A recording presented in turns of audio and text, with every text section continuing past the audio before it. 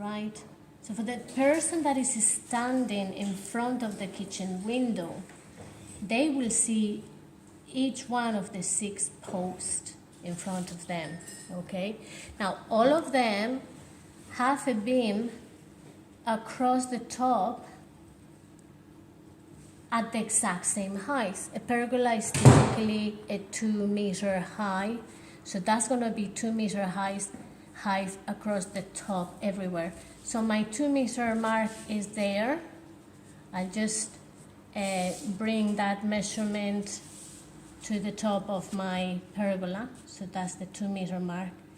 So all you do is put 1 piece of timber on top of all of those posts, and you can then erase the extra bits.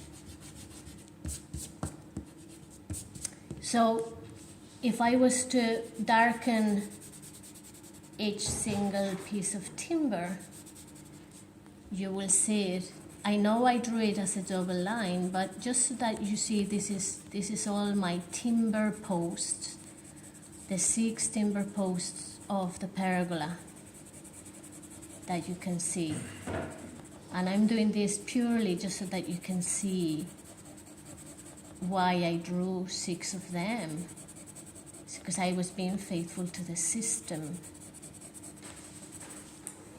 Remember that if the pergola, I said earlier on, if it was positioned exactly horizontal in front of you, you would only see actually 2 posts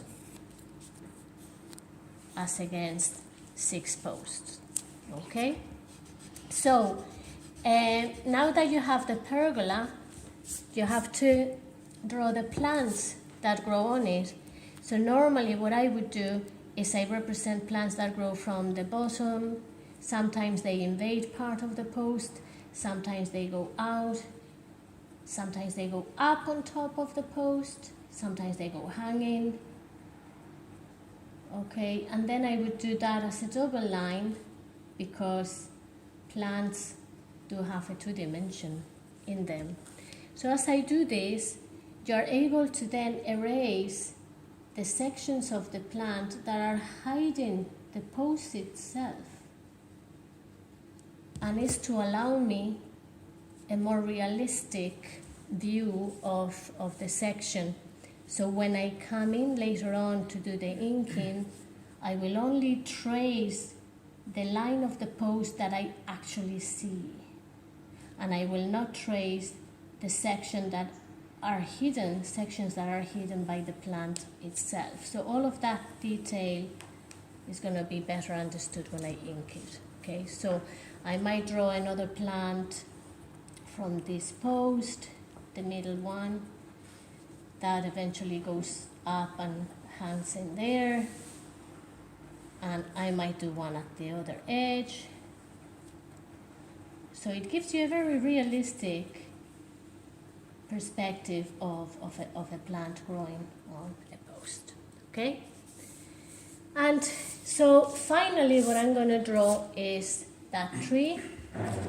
So I'm going to make it to be taller, the tallest plant in the entire garden. So again, faithfully bring the central trunk of it to my baseline. Sorry, I'm just going to erase this. I'm going to bring the center of it to my baseline. Now notice that it's behind the actual pergola, so it means that the trunk of it is probably going to be hidden by the pergola, but I'm just going to do one line. Okay, so on this section, most of the trunk is going to be hidden by the pergola and the plants. I'm still going to draw the left-hand side of the trunk, maybe starting from here. There's no point in me drawing it where it coincides with the pergola and then past the pergola. I just do, in this case, in the right-hand side of the trunk, some of it can be seen past the pergola, some of it not. And that comes a point where I do my 2 or 3 V's. Okay, Now, I didn't tell you what height that tree is, but I'm going to make it say something like 6-7 meters. Okay, so somewhere in around there, at the 7 meter mark, I can do a dotted line that gives me the top part of the tree. So I'm just going to turn the blank page underneath so that you can see what I'm drawing. And the tree, before I do that, the tree itself goes from here to there. That's the width of it. So again, faithfully keep that little dotted line showing so that you know the top of the tree, the farthest part to the left, farthest part to the right, and now all you have to do is simply draw an outline that looks realistic, like a tree, and then you can give it all of those little details, which I'm going to probably do better detailing than that on the ink version of the garden. So as I erase those things that I was drawing and the guidelines and that, you begin to see the essence of your section elevation before you ink it. So it would look more or less like that. The final thing which I haven't done is represent that boundary. So that boundary is going to be like a horizontal line across the 2 meter mark, because boundaries are 2 meters maximum. In fact, I'm going to make it a fence that would be 1.8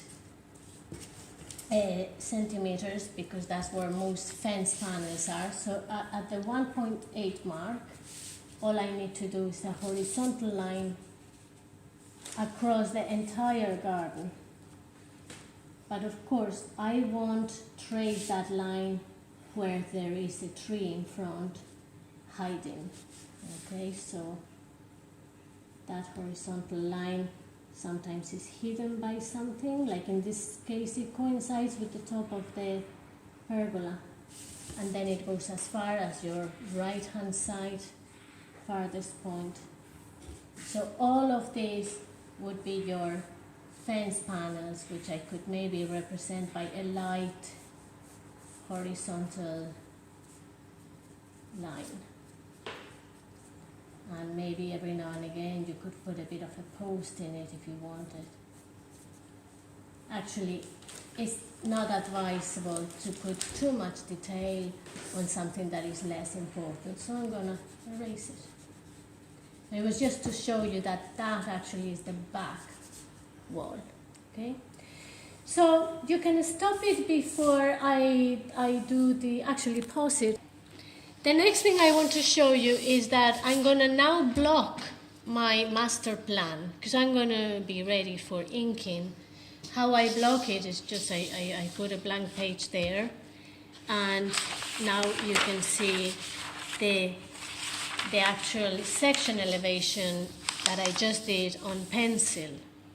So in order to ink it, all I do is I put a tracing paper in front of my pencil version. Right, so you can clearly see this is the section. I'm not going to ink my measuring line. There'd be no point, okay? That was just to guide me to see the height of things or whatever. And what I normally do is I start by inking only the plants, quite lightly. So only the plants, because some of those plants are going to go and interrupt the lines of the structures behind them. So then that means it's less likely that I make mistakes. So I start anywhere, just on the right hand side, on the left hand side, I start by drawing my grass. This is quite a thick pen. Normally you would use something about thinner, a little bit thinner, but it'll look more artistic actually because it's thick. I'm going to do now the box underneath, gently, because almost a bit more diffused than the grass in front of it, just to show that it's behind the grass. I'm going to do now that conifer, my lovely Juniperus communis sky rocket. It's kind of the scales of the foliage can be represented like this, and maybe a few more leaves here and there. That trailing plant then going down, and every now and again I do a couple of leaves. Those little plants there, which remember I just drew without too much detail, and then the tree.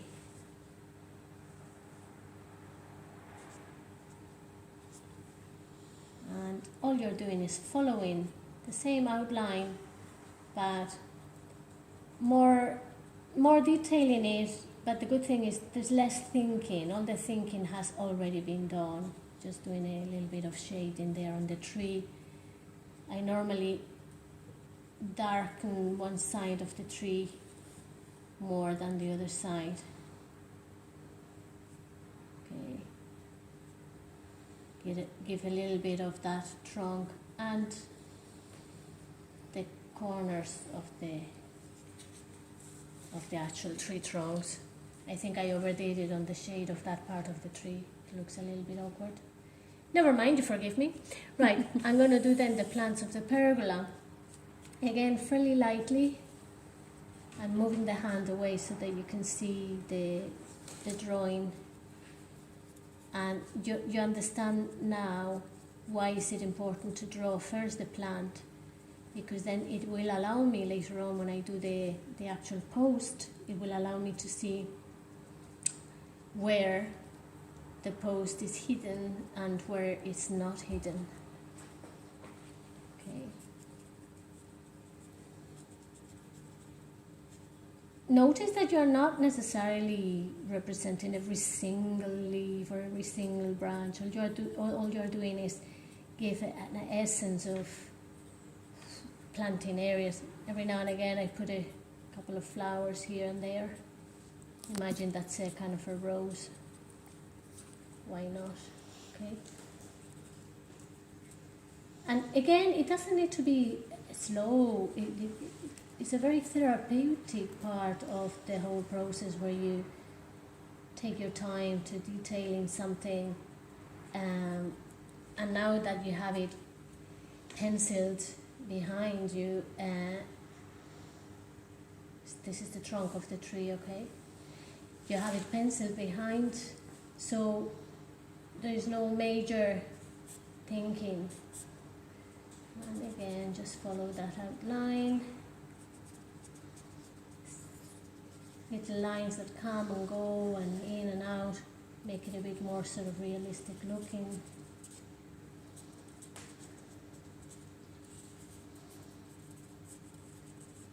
And then a little bit of shading, always to one side more than the other.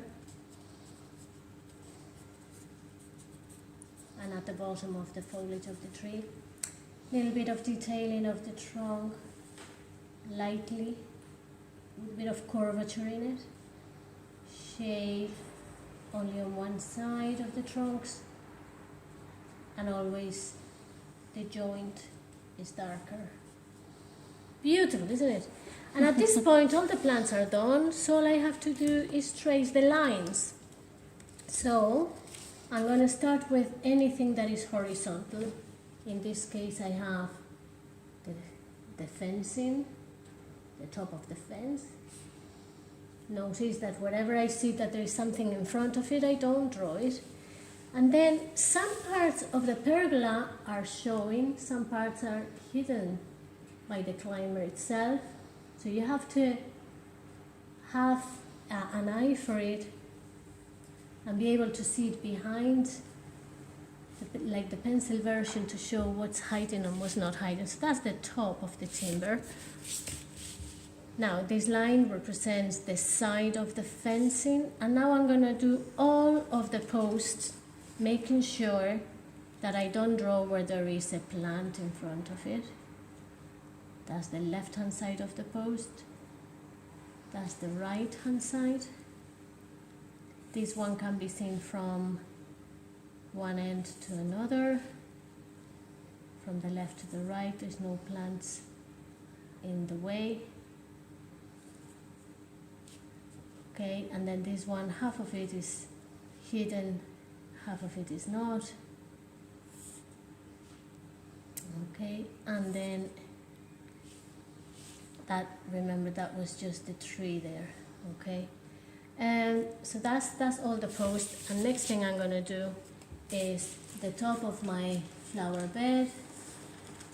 Again, interrupted where that trailing plant is hiding the flower bed. Now my baseline, which simply determines 0 meters of the garden, then that side of the fence,